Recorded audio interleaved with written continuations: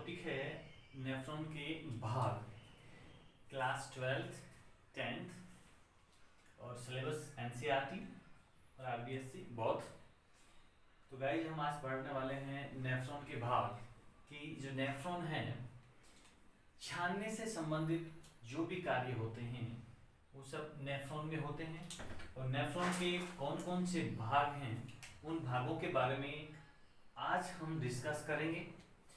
Nephron का पहला भाग है मेलपिगिकाय।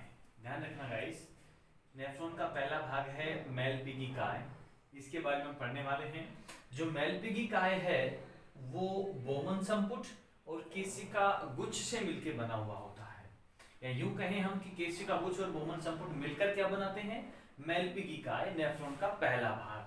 तो हम मेलपिगिकाय के बारे में देखते हैं कि प्रत्येक नेफ्रॉन का अग्रभाग, जितने भी नेफ्रॉन है, देखिए एक किडनी में लगभग 10 से 12 लाख नेफ्रॉन होते हैं, सभी नेफ्रॉनों के अग्रभाग पर मेलपिगिकाय होता है, सभी नेफ्रॉनों पे। गाइस तो ध्यान दीजिए, मेलपिगिकाय क्या है कि प्रत्येक नेफ्रॉन का अग्रभाग मेलपिगिकाय होता है। मेलपिगिकाय दो भागों का बना होता है और जो अपने नेफ्रॉन है उसका अग्रभाग जो है मेलपिगिकाय कहलाता है। और मेलपिगिकाय जो है वो बोमन संपुट और केशिका गुच्छ से मिलकर बना होता है, यानी कि मेलपिगिकाय के अंदर दो भाग होते हैं। पहला भाग उसका है बोमन संपुट। हम बोमन संपुट के बारे में बात करते हैं। बोमन संपुट जो होता है ना वो प्याले नुमा संरचना का होता है, या कटोरे नुमा संरचना भी हम कह सकते हैं, या यू आकृति का भी हम इसे कह सकते हैं। तो बोमन संपुट कैसा होगा, प्याले नुमा, ओके, जिसमें केशिका गुच्छ दशा होता है। अब बात यहाँ पर यह आ रही है कि मेलपिगिकाय के दो भाग थे, पहला भाग बोमन संपुट, दूसरा भाग केशिका गुच्छ। अब ये जो केशिका गुच्छ है बोमन संपुट में दशा रहता है, ठीक है। बोमन संपुट में आगे हम बात करते हैं। बोमन संपुट की भित्ति महीन व द्विस्तरीय होती है। जो बोमन संपुट है नेफ्रॉन में, उसकी जो भित्ति है बारीक होगी अर्थात महीन होगी और द्विस्तरीय, दो आवरण से स्थित होगी। और ये जो महीन द्विस्तरीय भित्ति है बोमन संपुट की, ये सल की उपकलाओं की बनी होती है। क्वेश्चन पूछा जाता है कि बोमन संपुट की जो भित्ति है किस उपकला कोशिका की बनी होती है, तो वो कैसे उपकला कोशिकाओं से बनी होगी, सेल की उपकला कोशिकाओं की बनी होती है।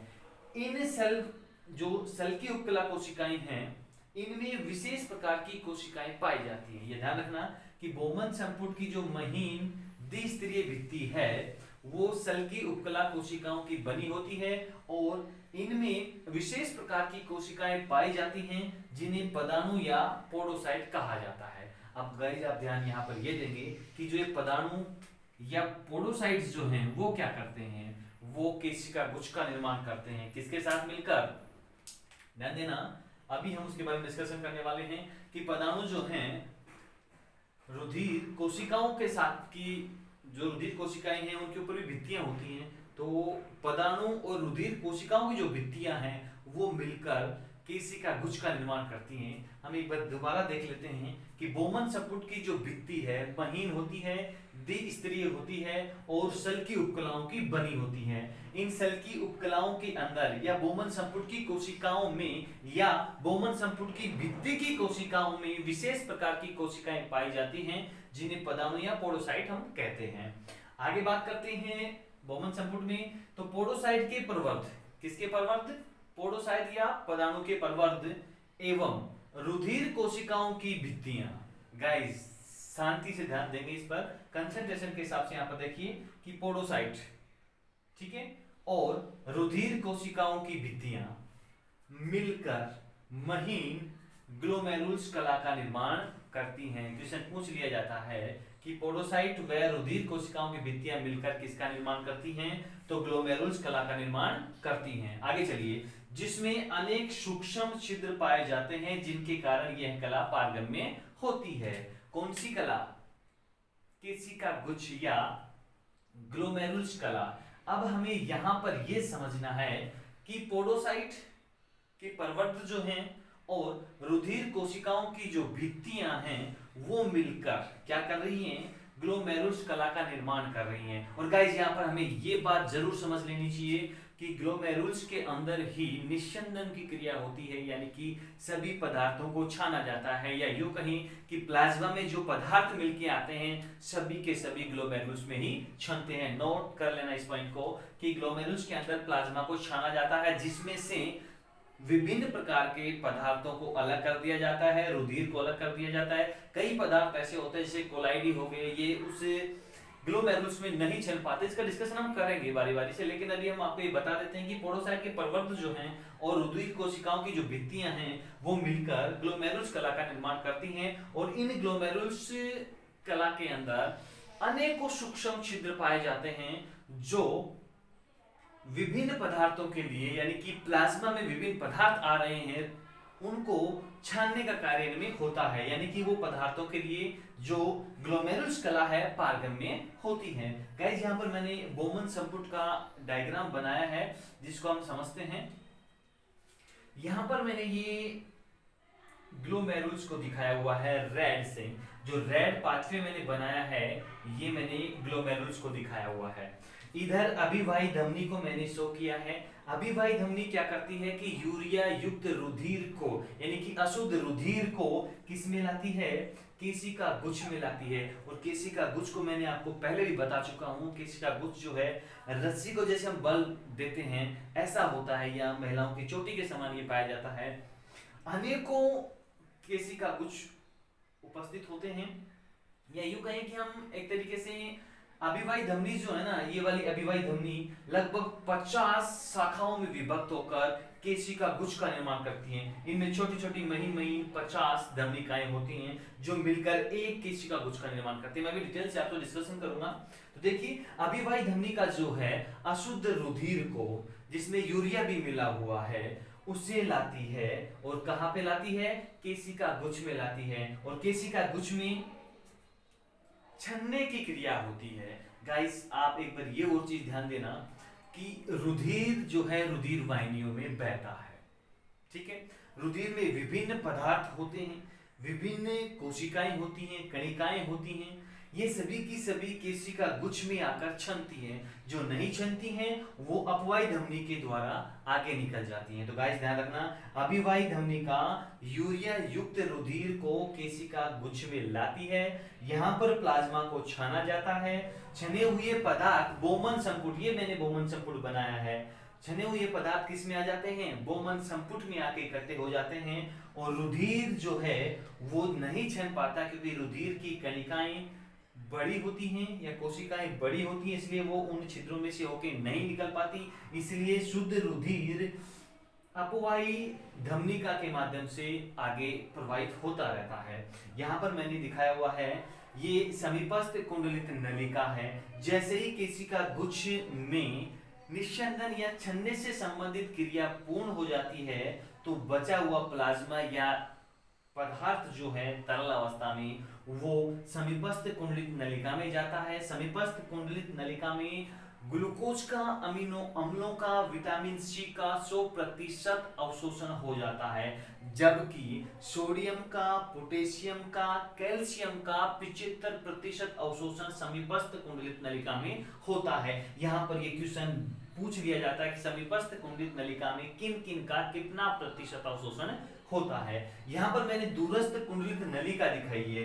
दूरस्थ कुंडलित नलिका में 19% सोडियम का और क्लोरीन का अवशोषण होता है, जबकि हेले का जो लूप है उसमें 2 भाग होते हैं, एक तो अवरोही भाग, दूसरा आरोही भाग। अवरोही भाग केवल जल के लिए पारगम्य होता है, इसलिए वो जल को ही वहां पर अवशोषित कर पाता है, जबकि आरोही भाग जो है जल के लिए अपारगम्य होता है, बाकी सोडियम को, क्लोरीन को, आदि पदार्थों को वो अवशोषित कर लेता है। मैंने अभी आपको बोमन संपुट के बारे में बात की है कि जो केशिका गुच्छ में छने हुए जो पदार्थ हैं वो बोमन संपुट में आते हैं। बोमन संपुट के बाद में वो समीपस्थ कुंडलित नलिका में पहुंचते हैं, जहां पर उनके अवशोषण की क्रिया होती है।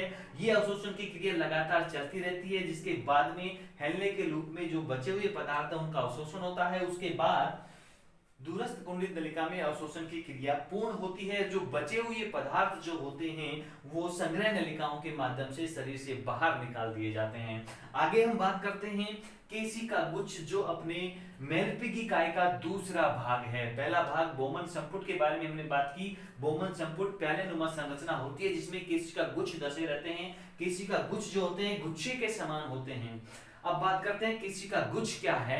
ध्यान देना, इसे ग्लोमेरुल्स भी कहा जाता है। एक केशिका गुच्छ को बनने में लगभग 50 अभिवाही धमनिकाएं, जो उनकी जो शाखाएं हैं वो मिलकर एक केशिका गुच्छ का निर्माण करती हैं। गाइस मैं फिर रिपीट कर रहा हूं कि अभिवाही धमनिका की लगभग 50 शाखाएं विभक्त होकर केशिका गुच्छ का निर्माण करती हैं।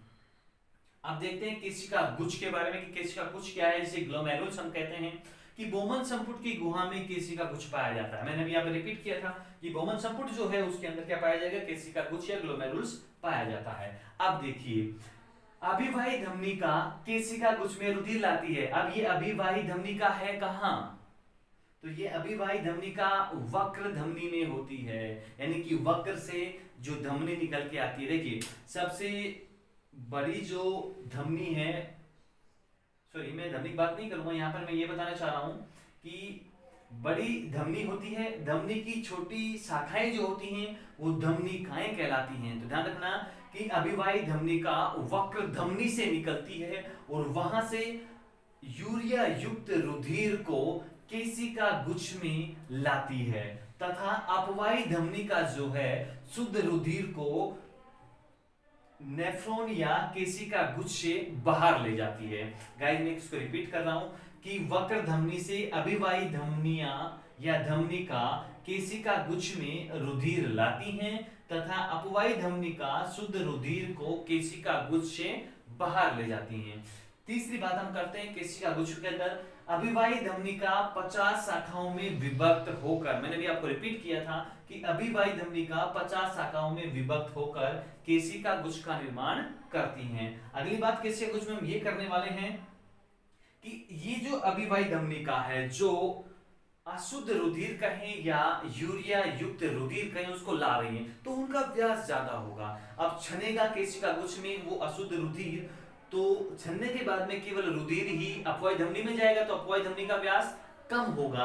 और बात एक ध्यान में ये रखना है, अभिवाही जो धमनी है उसका दाब तेज होता है या ज्यादा होता है, जबकि अपवाही धमनी में दाब कम होता है, क्योंकि जब अशुद्ध रुधिर या यूरिया युक्त रुधिर आ रहा होता है तो बहुत सारे चीजें उसमें मिली हुई होती हैं और वो एक साथ फ्लो करती हैं, जबकि अपवाही धमनी में केवल शुद्ध रुधिर ही निकलता है। तो देखिए अभिवाही धमनिका 50 शाखाओं में विभक्त होकर केशिका गुच्छ का निर्माण करती हैं। अगला पॉइंट केशिका गुच्छ में क्या है कि अभिवाही धमनिका का व्यास अपवाही धमनिका की तुलना में ज्यादा होता है। ध्यान रखना, अभिवाही धमनिका का व्यास अपवाही धमनिका की तुलना में ज्यादा होता है, क्योंकि अभिवाही धमनिका क्या ला रही है, यूरिया युक्त रुधिर, और अपवाही धमनिका क्या ले जा रही है, केवल शुद्ध रुधिर। तो वहीं आप तुलना कर सकते हैं। अगला पॉइंट इसमें है केशिका गुच्छ में कि कोशिकाओं की भित्ति, किसकी कोशिकाओं की भित्ति, केशिका गुच्छ की कोशिकाओं की भित्ति एंडोथेलियम की बनी होती है। यहाँ पर क्वेश्चन पूछा जाता है कि केशिका गुच्छ की जो भित्ति है वो किसकी बनी होती है, वो एंडोथेलियम की बनी होती है, जिनमें 500 से 1000 एंगस्ट्रम व्यास के रंध्र पाए जाते हैं, जिनमें से प्लाज्मा क्षमता है।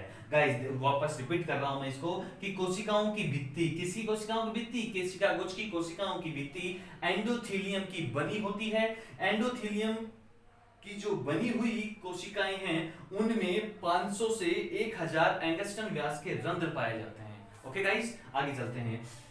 केशिका गुच्छ में अगला पॉइंट है कि बोमन संपुट की एपिथेलियम और केशिका गुच्छ की एंडोथेलियम या रुधिर की भी एंडोथेलियम होती है। देखिए बोमन संपुट की एपिथेलियम व रुधिर कोशिकाओं की एंडोथेलियम मिलकर निस्यंदन स्तर का कार्य करती हैं। मतलब बोमन संपुट की एपिथेलियम और रुधिर कोशिकाओं की एंडोथेलियम मिलकर प्लाज्मा को छानने का कार्य करती हैं या निस्यंदन स्तर का कार्य करती हैं। अब मैं यहाँ पर आपको एक क्वेश्चन बता देता हूं कि यूरेमिया क्या होता है।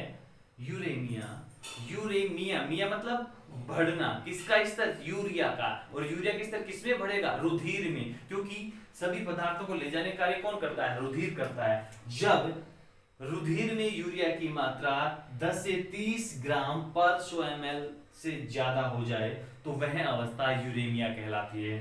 गाइस देखिए यूरेमिया क्या है, जब रक्त में यूरिया की मात्रा 10 ग्राम से 30 ग्राम पर 100 ml से ज्यादा हो जाए तो यह अवस्था यूरेमिया कहलाती है। अभी मैंने आपके सामने बात की है नेफ्रॉन के भागों की, जिसमें हमने पहला भाग पढ़ा है नेफ्रॉन का मेलपिगी काय। प्रत्येक नेफ्रॉन का पहला भाग मेलपिगी काय होता है और मेलपिगी काय जो है दो भागों में बटा होता है, जो बोमन संपुट है और केशिका गुच्छ, जिनके बारे में अभी हमने यहाँ पर डिस्कशन किया है।